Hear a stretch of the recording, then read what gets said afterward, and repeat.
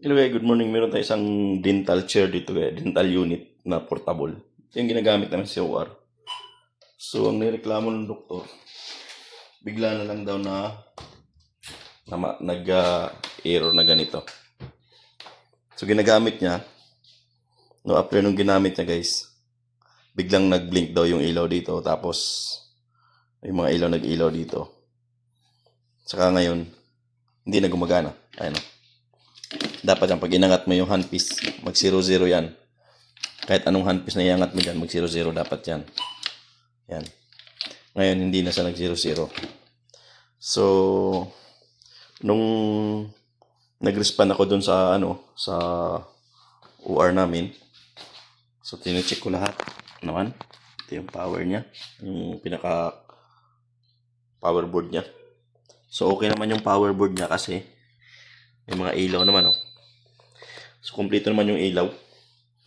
Ang problema lang talaga yung walang gumagana na keypad. Ayun, Ayun, Ang gumagana lang niya, guys, is yung X-ray viewer. Ayun, Yun lang yun. Ang X-ray viewer lang yung meron siyang power. May display, may ilaw. Pero pag inangat mo to, wala. So, inimbestigahan ko kinausap ko yung doktor na gumagamit kasi nandun yung pasyente naka-start na sila ng mga siguro mga 5 minutes. So, bigla na lang daw nag-blink yung system tapos nawala na. So, ngayon, yung put switch natin, guys, wala nang ilaw. Kahit anong gawin dyan, wala nang ilaw. Yan. Ngayon, guys, ang unang gagawin natin is tatanggalin natin yung put switch. Kaya ako binuksan yan. Kaya binuksan ko yung back cover niya kasi gusto kong tanggalin yung put switch. So, isi-switch on ko muna. Tanggalin ko yung ating put switch. Ito. So, ang put switch natin is ito. Yan. So, ngayon, pwede mong i-on yan na walang put switch para troubleshoot natin yung may problema yung put switch natin. Kasi sabi nung doktor, lang daw siya, inapakan lang daw niya yung put switch tapos bigla na siyang nagkakaroon ng ganun. Ayaw na gumana lahat. Pati tubig, ilaw, handpiece, light cure, hindi na gumagana, guys. So, ang gagawin natin is tinanggal natin yung handpiece, yung put switch, paanda rin natin, power. Yan. So, matroubleshoot natin kung ano yung problema. So, yes. Ganun pa rin, EL1. So, ganyan kasi yung standard yan pag wala pa mang-aangat na handpiece. So, angat na yung handpiece. Ayun o. So, inangat ko yung handpiece. 100% siya. Inangat ko yung low speed. Gumagana na sa may ilaw na. Angat ko yung high speed niya. Ayun, 100% na siya. So, ibig talaga to kasi lang to walang electronic dito, walang control. Ano lang to? Water tsaka air. Yung spray bit. Pero dapat ito, yan, aandar yan. Paiilawin ko yung ating light cure. So, umiilaw yung ating light cure na. So, tingnan natin yun dito. Ay, ito, battle ng tubig to. Ito yung sa handpiece niya. So, ito yung mga control niya. So, mapaangat mo lang yan. Pwede mong bawasan pag mag-aangat tayo ng handpiece. Ayan o. So, gumagana na siya. Yan. Gumagana na siya. So, ang issue natin, guys, is yung ating put switch. Ayan. Itong put switch natin. So, yun yung gagawin ko ngayon. Yung ating put switch. Ayan o. Tinanggal ko yung put switch siya. So, gumana. So, ganun kasi dapat, guys, tayo mag-analysis ng problema.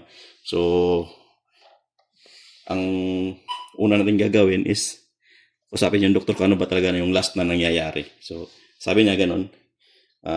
Bigla na lang daw nagbiblink yung mga ilaw doon. Tapos yung ilaw din sa put switch. Nung inapakan niya yung put switch.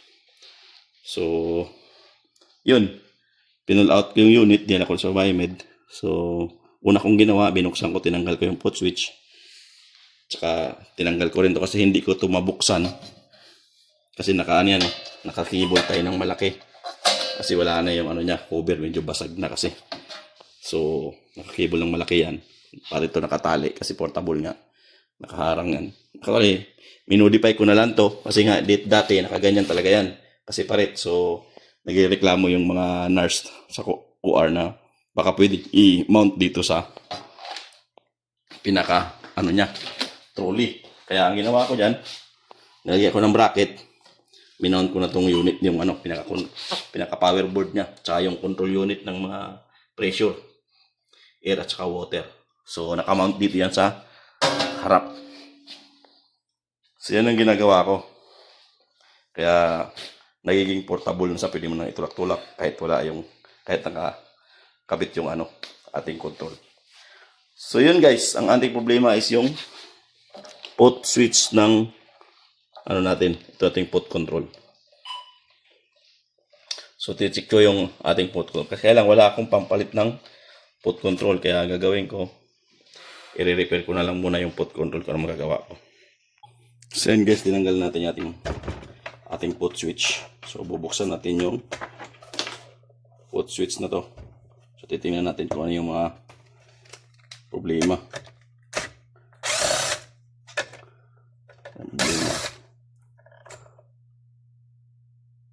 Allen key pala to. So yung buo nang tatanggalin natin. Yung pabigat lang kasi itong tinanggal natin eh. So yung allen key ang tatanggalin natin. Yan, 4.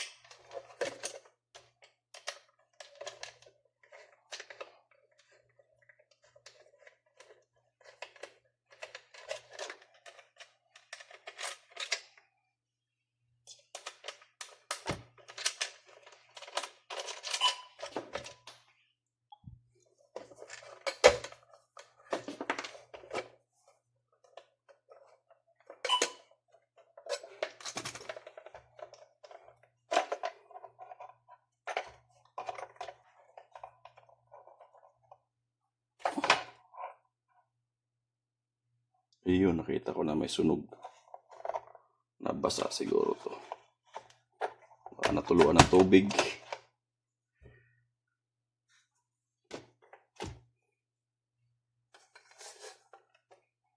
So dito guys, meron tayong sunog na board. Ayan. Pansin niyan. Yan. Pumutok. So merong component na nawala. Ayun, tignan mo yung kabila guys. Tignan mo yung kabilang side niya. So, kumplito. Kumplito yung sa kabila. Meron siyang resistor na pumutok. Kaya nag-short circuit siguro yan guys. So, kailangan natin magpalit ng control board. Ang problema, wala akong papalit ng control board nito.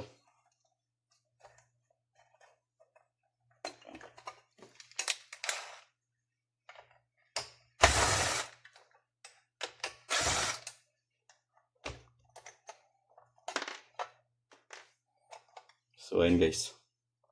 So, dito pa lang kitang-kita ko nang may pumutok. Para makita natin sa ating microscope.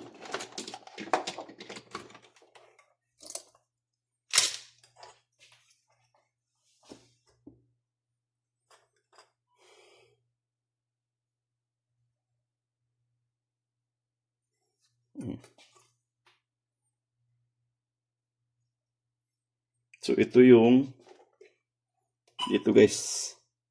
Ganyan yan eh. So, ito yung ino-on off on. Dito. Sensor lang to. Yung parang bakal. Ayan. So, pag tinignan natin dito sa ating microscope, guys. Pag tinignan natin sa ating monitor na microscope dyan. Kung ano yung component na nawala.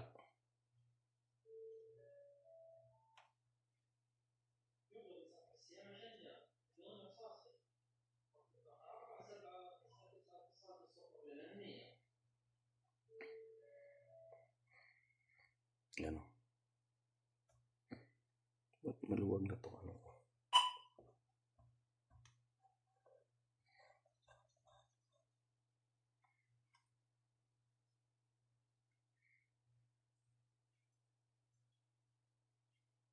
Ayan o. So, ito yung pumutok. Resistor yung pumutok. Ayan.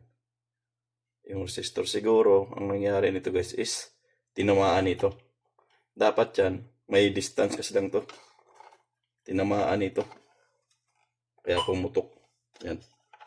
Tinamaan ng pinakabakal na nagbablock para magkaroon na nagsuswitch. So, ayan o. Ayan yung resistor na R58. Ayan yung pumutok. Tapos, nagkaroon siguro ng short circuit nung tinamaan na yan o. Ito. Kaya yan, nagagasgas yan o. Yan o, tinamaan yan. Pag ikot ng ikot nito, kung mapapansin mo ito. Ito yun eh. Ito yung sa up and down eh. Up and down. Tinamaan. Kaya, sira na. Sira yung ano natin. Sira yung board. Ayan. So, parehas lang to ng kabila. Kasi up and down lang din ng kabila. Sa lip pan lang ito. So, pag tingnan mo yung kabila guys, meron dito. Pero parang pumutok din yung resistor sa kabilang side niya. Anong value nito? R54. So, ito yung kinakaskas niya kaya tinamaan. Parehas ba? Bugas parehas lang siya. Ano, ilang resistor nandito? 1, 2. Dalawa. Dalawang resistor pala nawala. Ito, kabila. Yung isang resistor na yan. Hindi, ito kasama to malayo. Ayan o. So, yun. Yun ang ating problema ngayon. Paano natin solusyonan to?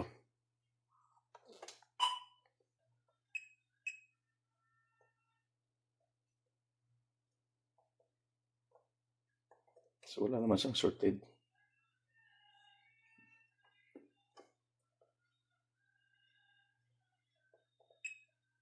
Ang nangyari lang talaga guys, dumikit to dun sa ating bakal. Kaya nag-short circuit siya. Gagawin natin. Lamisin natin yung mga corrosion. Para malaman natin kung ano ba. Meron pa bang short circuit.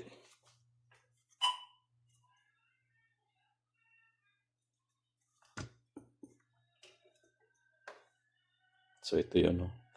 Ito yan, guys. So, malinis na siya. So, ang kulang lang natin is yung resistor. Anong value ng resistor nito? Ito. Ito yung kuhanin natin value. Parehas lang naman to ng R54 eh. Kaya lang tingin ko rin short circuit. Ano din siya? Parang pumutok din.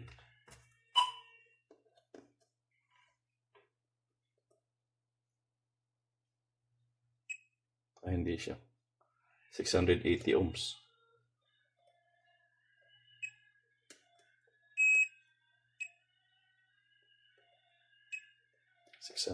ohms yung nandito sa kabila.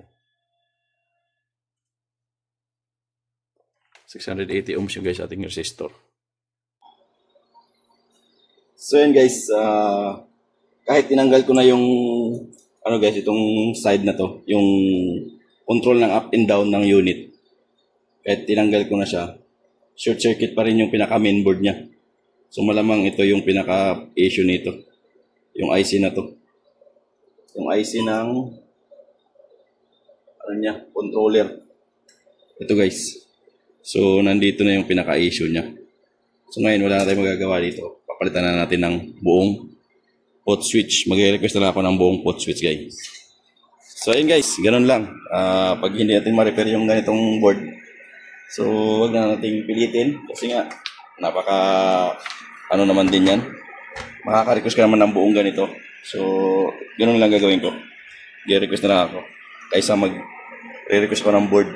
So mag-request na lang ako ng kanyang mismong buong pot switch guys, kasama na itong mga to. Ang nangyayari kasi guys, ito lumuwag to eh. Yan o. Ito lumuwag kasi to, pumasok sa loob. Dapat yan, hindi sa maluwag. Kaya dapat yung sa inyong mga ganitong unit guys, kailangan mo rin itong i-check mo rin to. Kasi meron tong gap. At saka naka-screw lang to, ayun o. Ayun o, naka-screw lang yan dyan. So, kailangan, pag lumuwag na dito, yung screw, tumatama na yan dito sa board na to. Yan. Ayun o. Yung board na yan. Tumatama dyan. Yan, pumutok. Kaya, nag-short circuit ngayon yung board.